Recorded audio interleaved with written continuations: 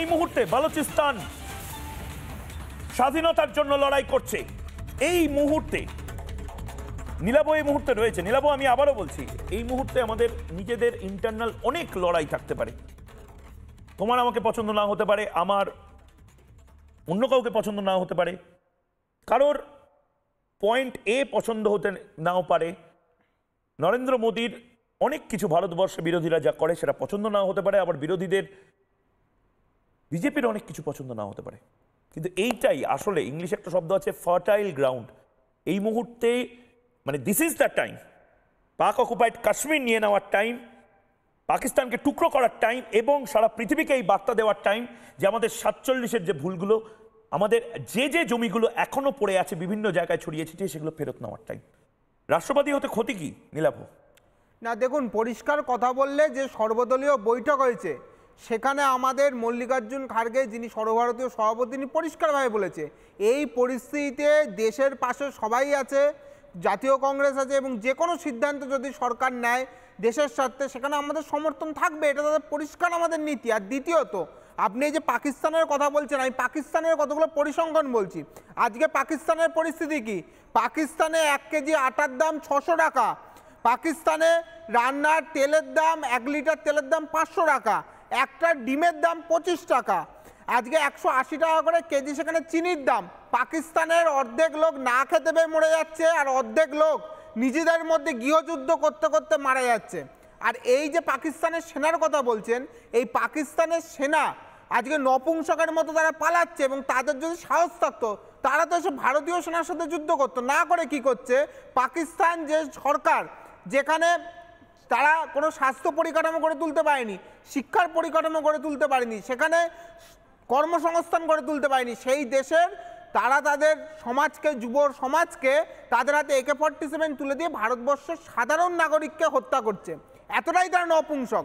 ফলে এই নপুংসকদের যে সেনাবাহিনী এবং নপুংসক জঙ্গি, তাদের সাহস নেই ভারতের সাথে যুদ্ধ করার। এবং আমরা পরিষ্কার বলছি, আমরা সবার আগে ভারতীয়, আমরা দলের স্থানও পরিষ্কার।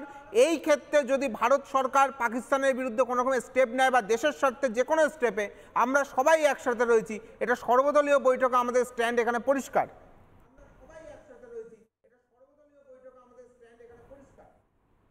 আমি একবার একটা ব্রেকিং নিউজ নেব এবং তারপর আবার আমি চন্দ্রচূড়দার কাছে ফিরবো। একটা ব্রেকিং নিউজ এই মুহূর্তে, একটা ব্রেকিং নিউজ এই মুহূর্তে। পেহেলগাঁও হামলায় চাঞ্চল্যকর তথ্য, এই মুহূর্তে ব্রেকিং নিউজ, অত্যন্ত বড় ব্রেকিং নিউজ, এবং এই ব্রেকিং নিউজটা গোটা ভারতের জানা উচিত।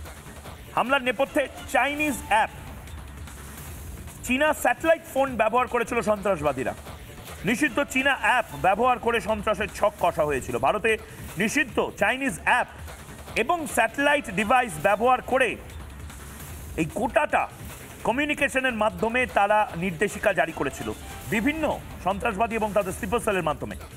চীনা অ্যাপের হদিশ পাওয়া কষ্টকর, কিন্তু ট্র্যাক করে এই মুহূর্তে যেটা দেখা যাচ্ছে, কিছু VPN এবং তার পাশাপাশি কিছু মাস্ক কমিউনিকেশন করা হয়েছিল, অর্থাৎ মুখোশধারী কোনো কমিউনিকেশন সিস্টেম তৈরি করা হয়েছিল। মানে এটা একদিনের বিষয় নয়। হিন্দুদের টার্গেট করে করে মারাটা এটা সিলেবাসের অংশ ছিল, এবং এতে যদি চাইনিজ সেনাবাহিনী কোনোভাবে যুক্ত থাকে, এটা খুব বড় জায়গা তৈরি করবে। চন্দ্রচূড়দা, ময়ূক, এই টার্গেটেড কিলিংটা যেটা শুধু হিন্দুদের টার্গেট করে মারা হয়েছে, এটা হয়তো মানে একটা নতুন ঘটনা।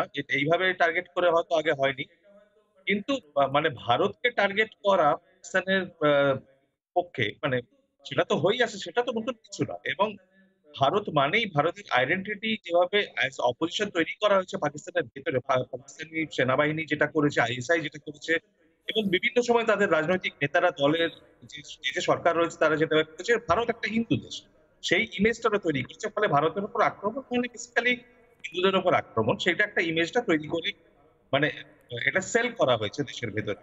এবং সেই এই যে স্ট্র্যাটেজিক, জিও স্ট্র্যাটেজিক অ্যালায়েন্স যেটা আছে, সেখানে পাকিস্তানকে দীর্ঘ দশকের পর দশক ধরে তারা যে সমর্থন জুগিয়ে এসেছে, সেটাও কারোর অজানা নয়।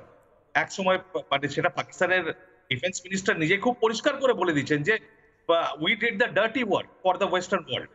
সেটা তার থেকে বড় ইন্ডাইটমেন্ট আর কি হতে পারে? যে আমরা ইউএস এর জন্য কাজ করেছি, আমরা গ্রেট ব্রিটেনের জন্য কাজ করেছি এবং আমাদের সন্ত্রাসবাদী যে কার্যকলাপ যা ছিল সেটা ওদের জন্য করা হয়েছে। এবার তাহলে সেখানে জবাবদিহিটা সেই দেশগুলোকেও করতে হবে। এবং চায়না যে পাকিস্তানের সঙ্গে স্ট্র্যাটেজিক্যালি কতটা লিঙ্ক সেটাও কারোর অজানা নয়। যে ইনফ্রাস্ট্রাকচার বিল্ড করার জন্য, পোর্ট তৈরি করার জন্য, ইকোনমিক করিডোর তৈরি করার জন্য চাইনিজ যে কত ইনভেস্টমেন্ট আসছে, পাকিস্তানকে কতটা সাপোর্ট করছে সেটাও পরিষ্কার। কিন্তু বিশেষ করে এই ক্ষেত্রে চাইনিজ গভর্নমেন্টের বা চাইনিজ মিলিটারি বা ইন্টেলিজেন্সের ইনভলভমেন্ট কি, এই তুমি যেটা বললে সেটা যদি মানে ঘটনা হয়ে থাকে তাহলে সেটা একটা মারাত্মক ঘটনা। সেটা মানে আমাদের ইন্টেলিজেন্স এজেন্সিগুলো নিশ্চয়ই সেগুলো তদন্ত করে দেখবেন। কিন্তু মানে এটা পাবলিককেও জানানো উচিত, জনগণেরও জানার অধিকার রয়েছে যে তাদের ইনভলভমেন্ট ঠিক কতটা। কেননা এটা একটা সত্যি করে মারাত্মক ঘটনা।